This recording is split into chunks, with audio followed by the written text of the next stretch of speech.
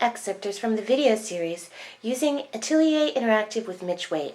In this video, internationally known artist Mitch Waite uses Atelier Interactive for conventional painting techniques, but when needed, he is able to easily take advantage of Atelier Interactive's unique ability to delay drying and blend.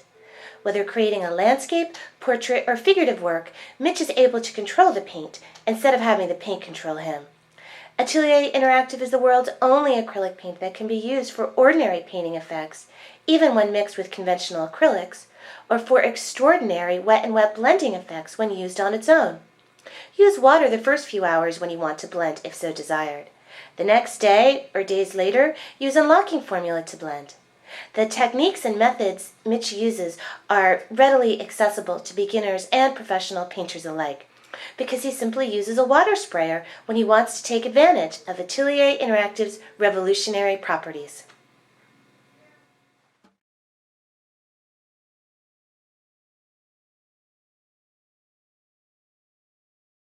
It doesn't matter where you start when you're doing this, you're working with composition. It doesn't matter about building layers, detail, which comes first. All you're doing is filling in blocks, areas which make this composition. So let's take a little bit of the background. We'll take some of this blue, add a bit of burnt sienna in, and basically blue, this cobalt blue and burnt sienna, basically they just make a grey, and you can either make it more warm by adding burnt sienna or more cool by adding more blue.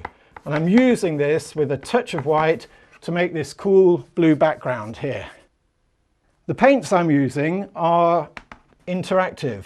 And the reason why I use these is because they are perfect for blending, unlike normal acrylics, which are rather tricky because as soon as you get them down, they start drying and you can't work them any further. But with these particular paints, and the reason I really love using them, is that as soon as they feel dry, you can re-spray them with just a mist spray of water and they come back to life. And the reason they do that is because they don't skin over. They actually dry through, which means as soon as they start to feel a little bit tacky, you just spray them and they rehydrate. So we've got a grey blue there, and we'll work round the picture this way. Let's just take a load of those greens. So if I add a little bit of yellow and raw sienna into this side of that mix, then I can just start putting on all of these greens around here, like that, come down to the house there and across here. And this here now, you see, that is dry. And the great thing about this paint is that I can now just, it's a mist spray, you're not saturating it, you just put a mist spray on like that, and that rehydrates it, and now that paint, you can see, is just like oil. So now I can blend that. Rather than having to overpaint it and remix, I can just simply take a little bit of burnt sienna, greyish burnt sienna, and just drop it in like that. Even that's maybe slightly too strong, so I take a bit off the brush, and there you see, because it's like working with oil, because that's wet paint instead of painting on top, that's blending into this blue. We take the cobalt blue here, which we used originally into the background, just for a little bit more variation. Because I've used the spray, these paints are blending together rather than having to remix. So I had a nice variety of blues in that background and drop some behind these trees like that. So that gives us that nice wet, oily feel that you get when you paint with oils, as opposed to normally when you paint in acrylics, and you end up with these sort of very staccato paint strokes which don't blend in. If this dries too far, then I always keep another medium inside another one of these bottles, which is the unlocking fluid.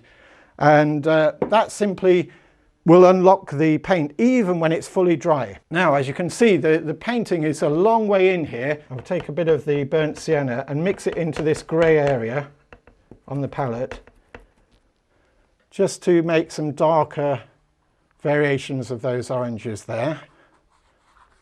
The trick to colouring and toning is subtlety, not bashing out this. Anyone can just bash out colours for effect, But that isn't what makes a beautiful painting very often, it's subtlety. So try to keep your colours, as you'll see we do in a later program, keep your colours nice and soft and blending with a degree of harmony and subtlety that is not trying to accent too quickly. Having got the main framework of colours and tones on here, next thing is to go back to the subject with a slightly smaller brush. Now I'm not going to work with fine detail, but just a slightly smaller brush here. It's actually a number 4 hogshair. At the back here, it would be nice to see the way that road comes down properly. So take some of this grey blue that we've been using already down here. On that wall at the back here is slightly warmer. So something about there would probably be about right. When it comes down onto the road, those shadows are going to be bluer. And when it goes into the lady walking, slightly darker. So if I take my ultramarine, mix it, you see there the palette is just getting a bit dry. So just give that a little bit of a spray like that. I don't want the paint drying on the palette. See there, it just continues to mix now like it was an oil palette. That is absolutely brilliant. I've never come across anything that does that quite as good as that ever before. So that's good enough almost. In fact, what's great to see with this paint is that because it stays wet, you can push this around. So I can do that, push that, I can push this in here like this, and even if that dries in a few minutes, I can come back and play with that little bit of detail. We'll go for some final darks and lights and maybe just play with the road a little bit to see how this composition. This isn't a picture about detail, it's a picture about composition. We have to keep that in our mind all the time. This needs a little spray, so I don't want, just give that a little spray. I don't want these to go on, you know, separate. I want them to blend in a little bit to what's underneath. So these brush strokes go on like that. Finally, we'll just take this small brush I've got here and just put a few final touches around her. You can see she's starting to dry now, and I don't want her to. So we just give that a little spray, and that means I can play around with this area if I want. The first thing I'm going to do is just put a bit of warm light by mixing the white into these warm colours. Got the raw sienna and the burnt sienna there, and just put a little bit of warm light on this back wall here like that. Maybe a little bit just down on here. And I'll look for other areas where I can see that warm light, like that. And quite a good thing to do is spray the picture underneath so that it is blending. You see, you can blend those like that. And I'm going to put more burnt umber than ultramarine blue. I want it to stay warm. Take off some of the paint off the brush. I'll do that onto my rag here, so that in fact I'm not laying it on quite so heavy like that, and just make it more subtle by running it into the paint underneath, which is a little bit wet because I've just sprayed it. So it's a little bit like working with oil, well, a lot like working with oil, I should say. And there we just creates a bit more depth with that extra little bit of power. Do a little bit on this side here. And of course, if I didn't like any of this, if I thought I'd overstated it and made it a little bit too strong for the composition, then I can blend in, because we're working with these paints that will keep blending if you want.